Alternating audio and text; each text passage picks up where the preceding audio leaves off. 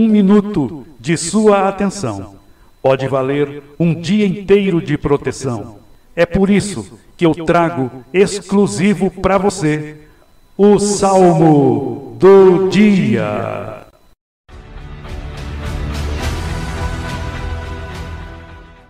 Tenho uma palavra hoje no Salmo 94, versos 17, 18 e 19. Diz assim o Salmo 94. Se o Senhor não tivesse me ajudado, eu já teria ido para a terra do silêncio, ou seja, já teria morrido. Ó Senhor Deus, quando senti que poderia morrer, o teu amor me amparou. Porque quando estou aflito e preocupado, é o Senhor que me consola e me traz alegria. Gente, não tem como evitar. A morte faz parte da nossa vida, não é mesmo? Até que chegue a nossa vez, todos nós passaremos pela triste experiência de sepultar nossos queridos. A realidade da morte chega para todos, querendo ou não. Será que é possível estar preparado para esses momentos de separação? Como agir diante de uma tragédia causada pela morte? Olha, a morte de alguém próximo é uma das dores emocionais mais fortes que uma pessoa pode sentir. Quando a gente perde alguém muito importante para nós, nossa reação é o sofrimento. Toda perda dói. Não é fácil a gente desligar, deletar uma realidade porque ela não volta mais. O sofrimento nesta hora é algo natural e até mesmo traz saúde, porque chorar, sofrer, curtir o luto é a forma de expressar aquilo que estamos sentindo. O luto é a resposta natural de sofrimento diante de uma grande perda.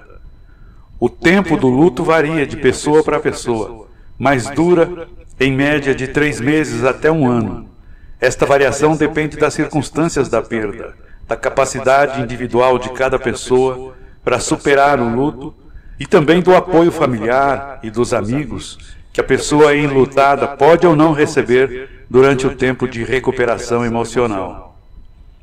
Eu quero falar sobre como podemos nos recuperar diante da perda de alguém e como lidar com essa dor tão dolorosa.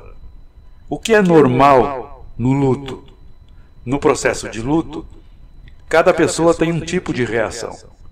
Estas fases não obedecem necessariamente a uma ordem, mas geralmente são vivenciadas por todas as pessoas enlutadas. Querem ver? Primeiro é a fase do choque. É aquele momento em que chega a notícia da morte, da perda. É um momento de profunda dor expresso através de um choro desesperado, reações físicas de mal-estar e outras maneiras. A fase 2 é a fase de raiva, quando acontecem momentos de revolta, de indignação, de grande ansiedade por causa da perda. Nesta fase, a pessoa pode questionar Deus por ter permitido isto e ter pensamentos constantes de raiva e de revolta com relação à morte da pessoa que partiu. Também tem a fase da barganha, a fase 3 do luto. É quando a pessoa enlutada tenta fazer negociações consigo mesma, com Deus ou até com outras pessoas diante da dor da perda. Tipo, se ele ou se ela voltar, eu garanto que eu vou mudar. Ou, existem outros médicos que podem salvá-lo, salvá-la?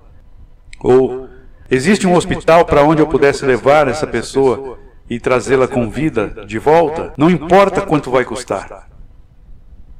Existe também a fase 4, é a fase da depressão, quando a pessoa realmente percebe que não terá seu querido de volta e terá que lidar com a perda. Geralmente há um sentimento muito grande de tristeza e de angústia. Algumas pessoas podem até se isolar, preferir ficar em silêncio e realmente experimentar aquela dor, expressando todo o seu sofrimento através de um choro, seja ele muito escandaloso ou até um choro contido, apenas de sussurros e gemidos. E a última fase, fase 5, é a fase de aceitação daquela perda. Quando a pessoa realmente aceita que a perda aconteceu e começa, aos poucos, a caminhar com a própria vida, se permitindo novamente ter bons momentos. Isto não significa esquecer a pessoa querida, mas sim que a dor agora pode ser administrada até que ela se transforme numa lembrança carinhosa, mas sem o peso daquela dor do dia em que aconteceu. O processo do luto e da tristeza pela morte de alguém é um processo que cuida de si mesmo, ou seja, com o tempo, a tristeza vai passando e abrindo caminho para a recuperação emocional. E isso não significa que esse processo seja fácil de ser vivido. Pelo contrário, é muito, muito difícil. Mas, graças a Deus, nada é para sempre. Vai passar. E quando o luto não passa? O luto em si não é uma doença. No entanto, quando o luto não é devidamente experimentado, elaborado, trabalhado, ele pode gerar doenças tanto físicas quanto emocionais. Dizem que cerca de 15% das pessoas enlutadas desenvolvem um luto prolongado, afetando muito a qualidade de vida da pessoa por ter extrema dificuldade em funcionar, em voltar para a sua rotina, para aquelas tarefas e necessidades do dia a dia.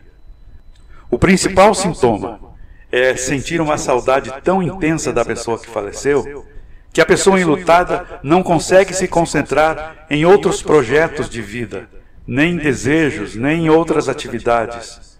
Muitas pessoas que entram nesse tipo de luto profundo acabam até desenvolvendo alcoolismo e câncer, e até tentativas de suicídio.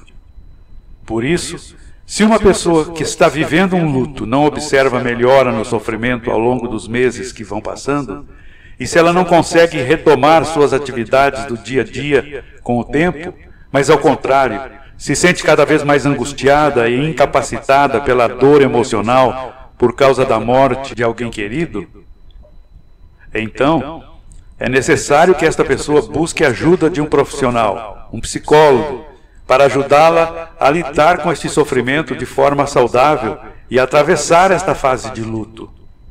Outra dica importante que deixo aqui é que existem grupos de apoio comunitários e gratuitos que estão disponíveis para aqueles que experimentam o luto mais prolongado.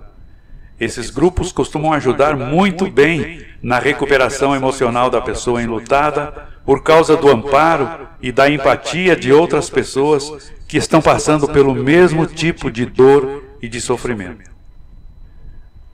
Fica o meu abraço, meu carinho a você e a lembrança do Salmo 23, verso 4, que diz: mesmo quando eu tiver de caminhar por uma estrada de trevas e morte, não ficarei apavorado, porque o Senhor está comigo. E o salmo do dia é o Salmo 94, versos 17 a 19. Se o Senhor não tivesse me ajudado, eu já teria morrido, eu já teria ido para a terra do silêncio.